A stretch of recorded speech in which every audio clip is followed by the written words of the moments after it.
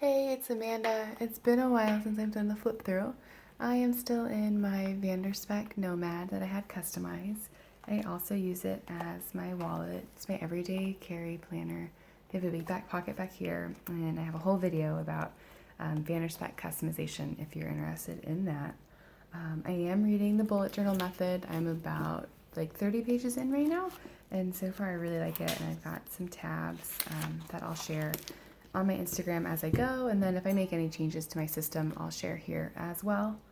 And then I'll just jump in. I'll try to mention and list the shops below, but if you have any questions, as always, feel free to ask. Up here, pretty much just decorative for Halloween. This is from Krystal Carol's shop. I think that's it. Starbucks card, some ephemera from an order. I think there's hair ties. Yeah, there's some hair ties in the bottom of there. On my in case of emergency card, I have my phone number and my husband's, and then also my mom and my mother-in-law. And I also have a little bit of information about my daughter. She has a rare genetic condition. So if something were to happen to me, I would want everybody to have that information. I also carry two of her doctors that I have to reference the most, their information for filling out forms. So I carry those with me. And then in here, this is a postcard from Sequoia National Park. It's just really cool. Picked that up on our road trip earlier this month. And then I keep a blank thank you card in my planner always. And there's that hair tie. And then this is a list of soccer practice drills because I'm coaching my daughter's soccer team right now, which is super fun. Let's see, this first string, because there are 4 strands in here. So this first one, this is my month on 2 pages, and it is from Paper and Cats, as always. I've been using Paper and Cats, tailors, and shirts since I started in 2016. And then I just got a little Target pocket adhered onto here with some note paper and some Post-it notes in it. And some Halloween goodies. This is a postcard from Zie Darling that she includes with her orders. And then I love her stuff. She's just a really talented illustrator. And I'll link her shop below as well. Yeah, I don't really care so much about how straight my paper's cut anymore. This paper, though, is from Pinki Paislee, and I've got it inside Foxy Fix dashboard. Just a postcard here on the back from One Canoe 2, and then I also do future planning because this is only an 18-month planner. I've got some Post-it notes and stuff in here, and then I do other stuff on Post-its just in the back. Something new that I added, this is for my budget tracking and spending. I will really briefly go over this. I made this. It's still like a work in progress. I haven't decided if I'll go to a shop and have them make it properly for me or if I'll just scribble on these. Really quickly, this is what I've always done for probably, about a year in my like bullet journal style insert. I would set up pages similar to this every month, but I'm looking forward to pulling that out of my bullet journal and making it its own insert for a couple reasons. One is because then I can have all the months together. So I can make a little booklet of 12 months of this, and then I will be able to compare our spending month to month, watch our energy bill as it fluctuates, and then a lot of our bills are tri-monthly, and also quarterly. So it'll be easier to visualize that as well. I feel like with tracking, if you're not going back and reviewing the previous, that was a gnat, sorry. If you're not going back and reviewing the previous month, then are you sure that you're progressing? Are you meeting your goals? Are you improving your spending habits? It'll be nice to have that all together. And then also, as I get to the end of my kind of dot grid bullet journal style insert, you know, it kind of stinks to have to switch halfway through the month, or if I run out of paper halfway through the month, I kind of have to decide, like right now, you know, it's the end of October and I've got probably less than 30 pages left. So am I going to switch to a new notebook now on November 1st? Or do I just go through and finish using this and switch the day that I run out? And with this, I'm able to go until the day that I run out of pages because I'm not waiting until the end of the month when I'm done using this page to switch. I hope that made sense. Ask me if it did not. I'm happy to explain it a different way. So I'm going to stick with that topic. We're going to skip ahead a little bit. I also created this monthly habit tracker. That's a blank one. This is what happens when you try to put stickers on in the car and you hit a bump. Just stick where they want. So I filled this out for October. So far, I think it's pretty self-explanatory, but on this side, I've got just daily tracking. Some of it I'm really good at and some of it I'm really bad at. I think it's okay to track things that you're good at. You know, give yourself those brownie points. And then some notes about things I just need to watch for, or unique things that need to be done. And then this is a cleaning schedule. This is monthly cleaning. This is a project tracker. And this is going to become cleaning that I do on an annual basis, or home tasks, or like winterizing the car kind of tasks that only happen once a year. So again, I made this. It is like cobbled together in Excel. I'm talking to a shop owner right now, hoping that she'll take it on as a custom. I don't want the responsibility of giving or selling inserts. That's just not something I'm interested in. So I'm talking to a shop owner right now. I'm hoping that she'll do a custom for me and it'll be available in her shop, and I will come back and I will link that once that happens. But so far this is working really well for me. I just started trying it at the beginning of October. Again, this is something that I was writing down in my bullet journal style pages. I can't show you because it's all filled in now and personalized. I made sure this one was blank though, or not too personal, excuse me. So this was something I was writing down at the beginning of every month on a spread, just like I was writing down that budget and financial tracking. And now, instead of, worrying, am I going to like run out of paper and switch months, it's all going to be together, because I can do a book of just 12 of these for the 12 months for 2019, and keep it all together. And then I'll know, once a week I want to do these things. And then these are just the weeks, week 40, week 41, week 42. We were on vacation these weeks, so I wasn't doing some of these things, obviously. I hope that's self-explanatory. Yeah, these are just once a week tasks. These are tasks that I want to do once a month. And now, if I don't get it done, or like if I did it on the 28th, obviously that's going to be lower priority to do in November, because I just did it at the end of the month. And then I don't think I actually explained this part. I don't know if you can see the words on there, and there is a bit of a shadow, but on this side, I write the date, I write what it was, how much it was, I put it in a category, which usually I just do like a G for groceries and like an M for me. And then once a week I go through each category and I see what our total is in that category. And then for bills, this chunk is automatic, so I'll just check that it went through. This chunk, some of these are automatic and some are not, but they are all very odd in terms of scheduling. They are not on the same day or date each month. Some of them are bi-monthly, some of them are tri-monthly, and one of them is quarterly. It's very helpful. So we keep track of those. And then these are our cards that we pay, just on the first of every month together. We take care of those. And then these are Vanguard, our savings, what we put into that. And then Venmo and PayPal is my income from freelancing. And then I do have some like notes that I want to change and add headers and things like that. So far this is working just fine. I did like the scrap paper of it, a bad print of it in October, and it was fine. So what I've been doing now is just cleaner and easier and all together, and I'm not flipping through to reference back and find a previous month. Okay, that was a big tangent, but we did the first string. We talked a little bit about what was in this second string, this bullet journal style notebook. I keep post-it notes here to just kind of rapid log things, and when we were on vacation, I was just journaling a lot, and I didn't want to deal with things as to-dos on my daily pages while we were on vacation, so a lot of them ended up there. And then when we got home, I went through and sorted them. And then actually underneath, I was thinking about, because I've got August, September, and October in here, and I was thinking it would be cool to write highlights from August, September, and October on notes or some stickers on the front of this, just kind of as like a memory keeping thing and also for a future reference thing. So I'll see what I do there. And then this, I didn't pick out a page that I can show you guys, but it's the same as I always do. So this is right now. This is just basically bullet journal style.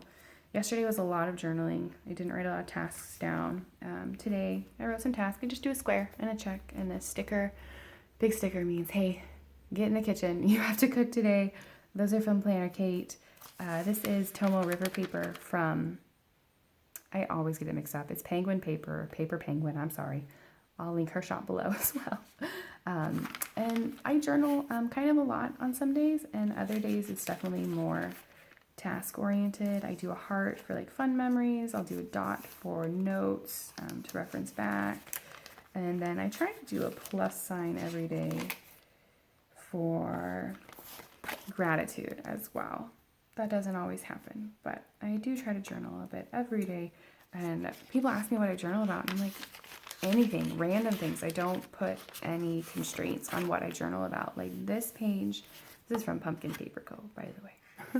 This page, like I talked about soccer, because I coached, and this really shy girl on my team scored a goal, and I was just so excited for her. So we talked about that, talked about how my daughter did, talked about when we went like trick-or-treating, and then I talked about on the way home, this woman started walking across 5 lanes of traffic with no pants on, and her shirt pulled up over her eyes. So I had to make some driving decisions, and my decision was to use my car to make sure that the traffic in the other lane slowed down as she was walking across the street this way. I was afraid that these cars coming this way wouldn't see her. So I slowed down and used my car.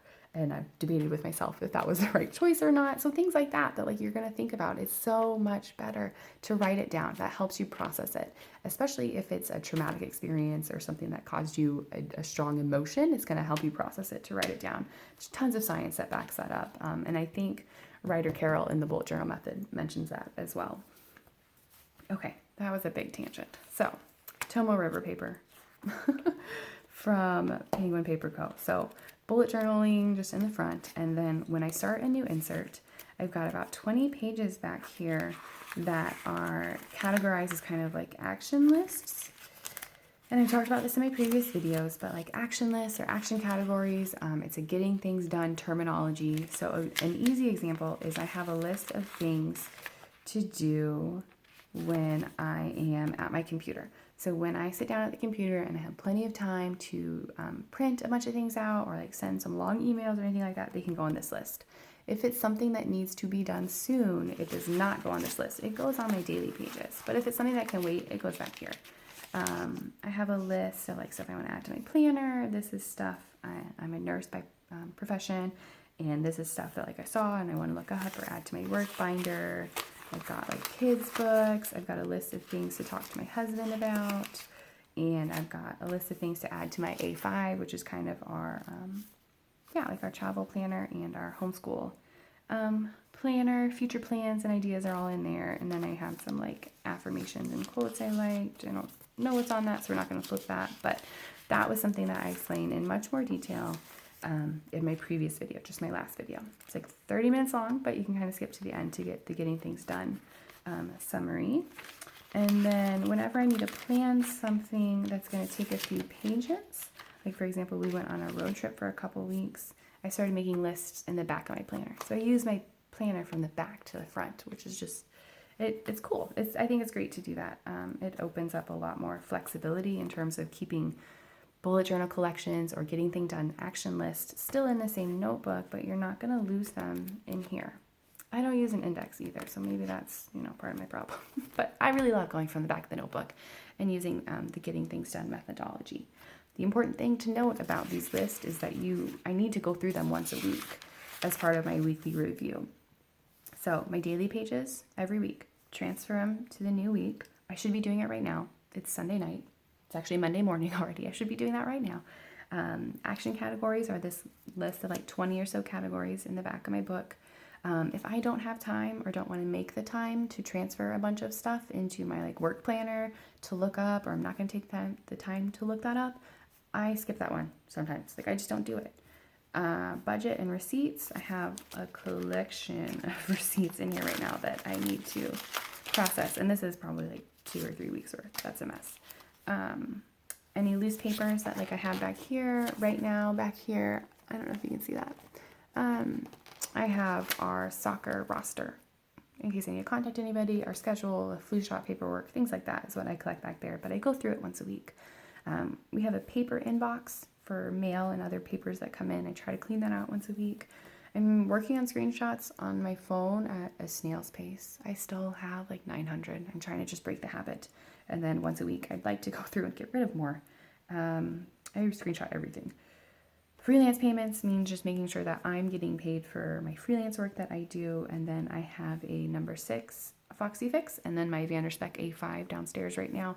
And those are where, like I said, I have some of those like future travel plans, homeschooling stuff. And then I also have a little notebook of all about our house and house projects. And then upload photos to Google is how I clear space on my phone. Everything backs up to Google. Okay, that was that insert. Now we are down to the last 2 strings, and I actually have them both tucked in here. This is just some stickers and some lovely suggestions from you all from Instagram. I'm always open to suggestions or questions, just let me know. I've got some stickers in here, mostly like Planner Kate, and somebody sent me these from my newest addiction. A little Halloween fun. And then this insert is my reference insert, and once upon a time I covered it with post-it notes and showed you every single page. But I'm not going to do that for every video. It is kind of redundant. Here is the list. I will let you read it. This is reference information that does not change. It's in pencil. It's been in pencil for, I don't know, gosh, 2 years now. And it works for me. This is a 30-page dot grid from Paper and Cats.